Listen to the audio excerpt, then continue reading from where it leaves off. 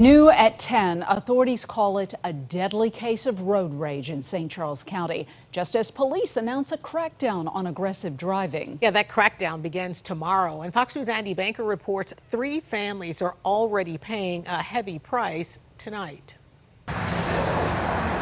It's such a tragedy. These guys were just both cutting each other off, brake checking one another, weaving in and out of lanes of traffic. And it was targeted towards one another, so they were both equally engaged. 69-year-old Patricia Brummel of Moscow Mills was on the phone with her daughter as Brummel's husband drove toward their home, northbound on Highway 61 near Highway W.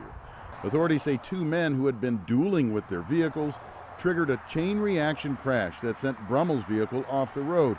It overturned and crashed into a utility pole and phone box Tuesday afternoon, just as MoDOT announced a year-long crackdown on aggressive driving.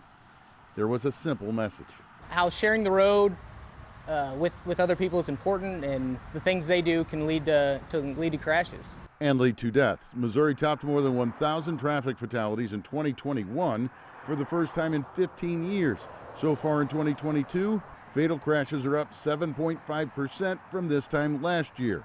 So drivers in 4 accident-prone stretches of interstate in St. Louis County will notice a stepped-up police presence, with more drivers getting pulled over. And yeah, when it comes to enforcement, police are targeting those 4 stretches of interstate in St. Louis County. But the message is for the entire state. And authorities say there's just no excuse for this. 2 men are likely headed to prison.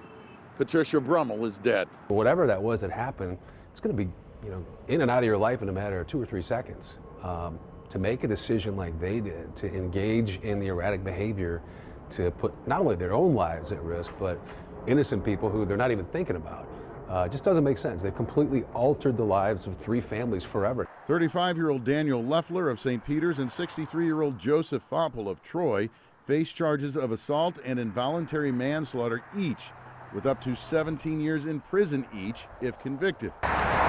Brummel's husband is out of a hospital and now recovering at home. He tells me at least they have the people who did it. Brummel's daughter, who has flown in from California, says, "We need prayers." Andy Banker, Fox 2 News.